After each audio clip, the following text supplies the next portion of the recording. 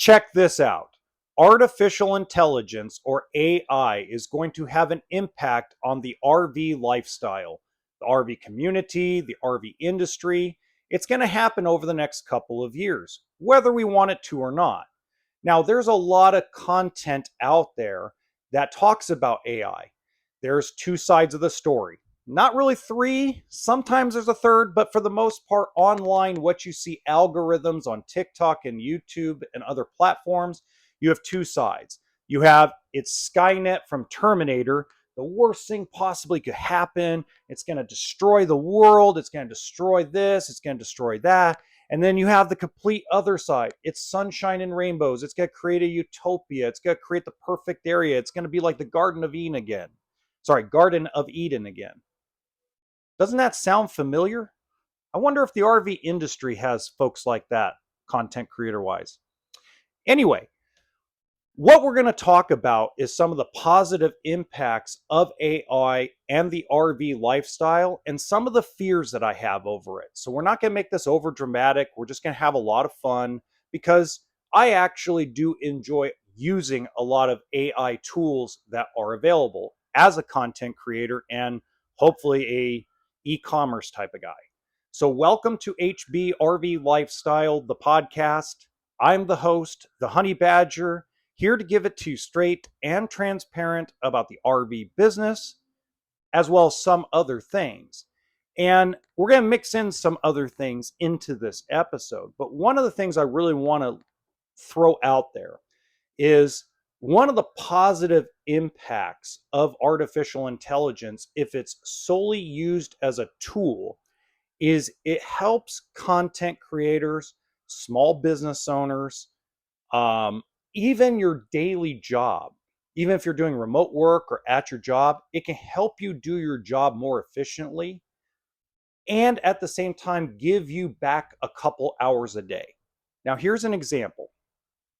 I use a program called Sintra AI. That's Sintra AI. No, I'm not paid to talk about it. I just want to talk about it because I think it's really cool and I've been using it for the last 5 days. It's 12 AI assistants. Ever since I started using that AI program, I have gained 3 hours a day. And those 3 hours I've been able to use to rebuild 2 of my other YouTube channels and start a second TikTok channel. Imagine that. It also, watch this, this is important. It also finally allowed me to start diving into affiliate marketing. Okay, so if you actually look in the description box of a lot of my videos, including this podcast episode, I put Amazon links in there, their affiliate account stuff for the actual RV, daily RV world, like toilet paper, sewer hoses, things like that. Not this big, expensive, weird stuff, just daily stuff. I looked into it. I'm like, you know what?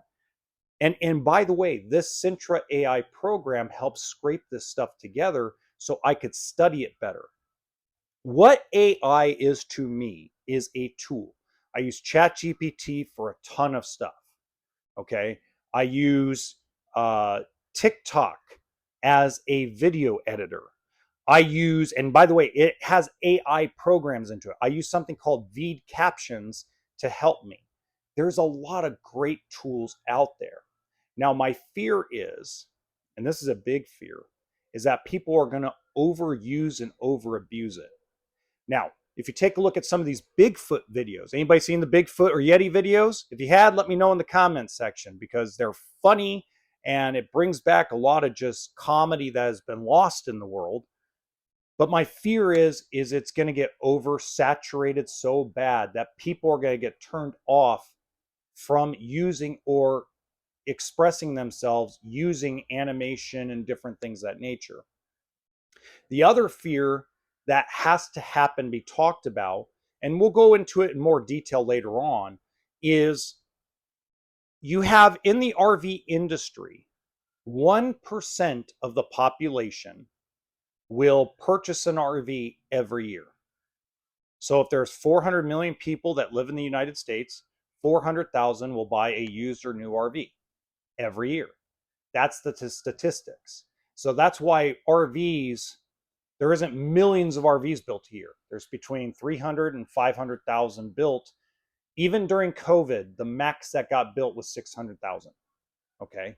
So it kind of gives you this possibility in your mind that we could lose some of these white collar jobs that are the middle class of folks that want to do this. But yet, my gut feeling is that those jobs there will be new jobs for those people. There's always fear when new technology comes out. And let me say this, the Sintra AI program scares me a little bit. And I'm going to tell you why it scares me a little bit. It scares me because it learns at a geometric rate.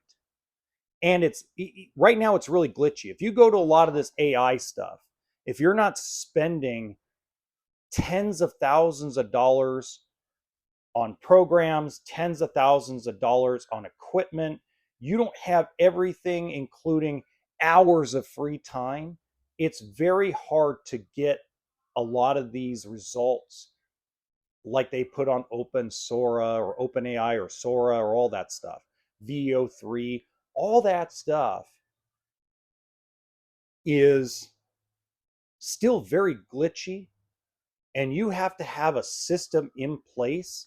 Because I've tried doing it on my phone, I've done some fun stuff with it, I've played around with it.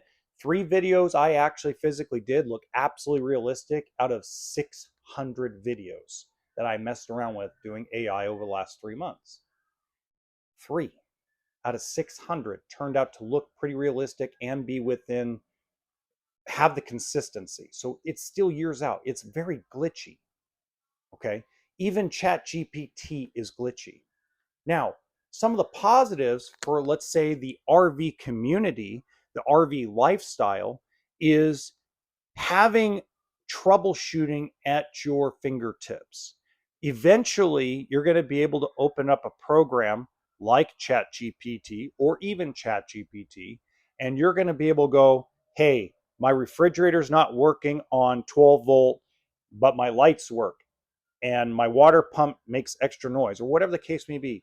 And it's going to pump out video information by content creators. So this is where, like a lot of RV technicians, like Dustin Simpson and a bunch of these other guys, are going to have major opportunities to get basically ad revenue and monetization through systems like ChatGPT, as long as we keep moving forward in the right direction. Search-based content is going to be through what we ask it to do, so that way it can scrape. Now, here's the downside to everything, okay? And this is where the RV industry and the RV community need to be very careful. There's a lot of lies on Quora, on Reddit, tons of lies about towing capacity, how towing works, how motorhomes work, how much miles per gallon X diesel motorhome gets. There's a lot of lies out there. I'll give you an example. Here's one of the basic lies, that the weight of the travel trailer goes against your payload. Because if you go to Google and you Google, does the travel trailer's dry weight go against my tow or against my payload of my truck, or my rear axle ratio of my truck, Google scrapes Quora and Reddit and will produce these lies. It's not accurate. There's a lot of stuff about how air conditioners on the internet can run on 600 watts of solar and a 400 amp hour lithium battery for 3 or 4 days straight. There's a ton of information out there like that from content creators or Quora or Reddit users that are spewing out non-facts. They're spewing out just garbage because, once again, garbage is what actually gets clicks, looks, and money. So where we have to draw the line is AI, probably 20 years, 30 years from now, will finally kind of be able to decipher that information and scrape the websites properly. But it is going to be a tool that RV community members are going to use for, hey, where's the best place for my 45-foot motorhome outside of Zion National Park because I'm too big? Where's the closest place that has X, Y, and Z hookups? Hey, why is my uh, Furion air conditioner freezing up? Why, why is my truck making a weird snap, crackle, and pop sound when I have a travel trailer and weight distribution hitch? These are all things that are going to have positive impacts and actually be helpful because there's more positive information and real information popping up on YouTube and TikTok on a daily basis. Now, one of the hardest things, and this is where folks like Wingman Wisdom and Liz Amazing are going to have a tough time. Okay. The Armageddon level YouTuber is going to have to adapt. Okay. Now I know darn well that Liz Amazing is going to adapt. When she's a very smart woman. Um, Never met her in person, but I can just kind of tell she's going to adapt with the times as the times go on, and she'll succeed. I don't know about a lot of the other dinosaurs in the world. I was just talking to a friend of mine yesterday that there's a post on LinkedIn from RV Country saying they're looking for digital salespeople. They're finally, I don't know if they watched my podcast episode and understand that the phone is now the new dealership, but reading that post tells you that the dinosaur era that I grew up in, and I'm talking about grew up as far as a salesperson. I grew up in an era where, everything was old school, still written down on paper. You know, everything was all a paper trail. It was no longer just done through a phone or a laptop or a tablet like it is today. And I was telling my buddy yesterday that what's going to happen is a lot of these guys that have been in this industry for 20 years, 25 years, they're either going to adapt or retire, or they're going to adapt or they're going to go somewhere else into another industry. And the reason why is because I believe the RV industry will be the first industry. It'll be the first industry. It'll be the first time the RV industry is ahead of the car industry in technology. I believe technology, when it comes to the sales process, when it comes to the service process, the warranty process, I believe that'll be the first time it'll be fully automated. By the time we get somewhere, because realize this, and I know I'm going to give away a trade secret, so I know you RV factory guys are going to shove your foot up my butt for saying this because I shouldn't say it, but I'm going to say it anyway. There is not enough warranty people at the corporate level of these RV manufacturers. And AI and automation is going to actually help with that. It's not like they got 30 employees at Rockwood Flagstaff verifying warranty stuff. They might have 4 or 5. Okay. And I love Rockwood Flagstaff. The reason why I'm using them as an example is because everybody thinks I only talk crap about Brinkley and Grand Design. Okay. Everybody from A to Z doesn't have enough warranty people. Of course, realize this, there's not a big population in Indiana. There's not a big population in Michigan compared to some of the bigger states like Florida, New York, Texas, California. They are a very small state, very small, low hometown communities. So there's not a lot of people out there anyway. So just imagine this. Imagine the warranty process is so automated and picture perfect that nothing squeaks by anywhere. And we're going to pick on Brinkley. We're going to pick on the leaking Brinkley exterior seals that still apparently I'm still getting emails on. But we're going to pick on them for a second, okay? And we're going to pick on them as an example. So at that point, an AI program is going to say, okay, send me the video of it linking. Sorry, not linking, leaking. So you got all these videos that I've been sent that keep getting removed from the internet for whatever reason. And, water's getting in, water intrusion all over the place on something. Well, then that video goes into this AI program. The AI goes, oh, yeah, that's because the exterior seal needs to be replaced. Brinkley now has a 3-year warranty on their exterior seals. That's what Nate Goldenberg said. And voila, it's automatically sent to wherever the local dealer is or whoever submitted the warranty claim, and a dollar amount's already established. The parts have already been ordered and shipped, and it's done. And by the way, Brinkley doesn't have to hire more people, and they don't have to fire anybody. So AI is going to be a very positive thing for everybody. It's going to make everything a little more efficient when it comes to the service side of the industry.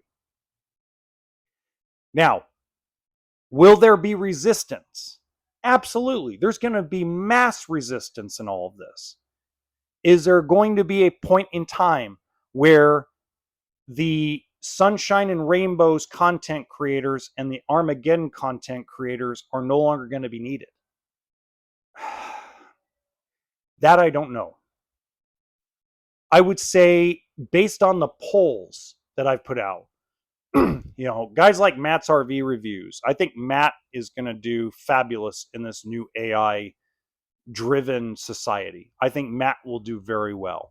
I actually think Josh the RV nerd will do very, very well. I think those two will adapt. Some of the other ones, I think the RV hunter will. I think he'll do very well. Everyone else, I don't know. Because again, I'm trying to be politically correct. It's very hard to be politically correct, but I'm trying better and better to get politically correct about things. When it comes to large corporations, there's a lot of control in content creation. This isn't just stuck to the RV industry. So somebody can put in my comment section, "Oh, I'm an independent. Nobody tells me what to do. Nobody tells me what to do." No, come on. I'm not stupid. Okay? The people of the world are not stupid. We know that anybody that makes content for Walmart, anybody that makes content for Camping World or Pepsi Cola or Modelo or Johnson and Johnson, there are controls put in place because they want you to toe the company line no matter what. And people want human interaction.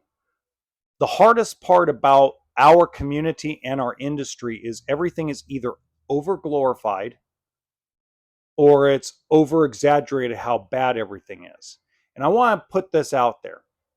There's a ton of people that keep telling me every RV ever built is junk. That is the mentality of someone that just doesn't understand the concept of stuff. What a lot of people want, and this is the problem with AI. This is going to be a big problem with AI. This is going to be a big problem with this new digital world that we're going to end up in, is people think you're supposed to start the car, never do anything to it, drive off, and it's never going to break. That's the expectation. The expectation is you're going to turn on the refrigerator and it's never going to break. And if it breaks, it's a big pile of crap. Even though you never cleaned it, even though you never moved it out of the way and swept behind it to try to get all the dust and debris out of there, even though you never took it in for an oil change, even though you never had your brakes inspected, even though you've never ever had a flush or changed your belts, it's a pile of junk. So that digital world is, man, it's going to be crazy and nuts. And there's going to be people that are going to live through it really well and adapt. And then there's going to be people who unfortunately are not. And that's the basics of it. And that's why artificial intelligence is coming whether we want it or not. We either learn to use the tools and we adapt, or we got to go find something else to do. Now, if you look in the description box below, there's also a bunch of Facebook groups I put in there. If you want to join them, come on in.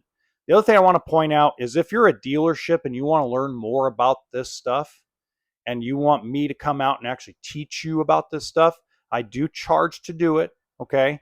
And I will do it anonymously, meaning I'm not going to put you out there. If let's say you're a Grand Design dealer and you want me to come out and teach you all this stuff, I will. And I won't put you on blast. I won't even let anybody know I did it.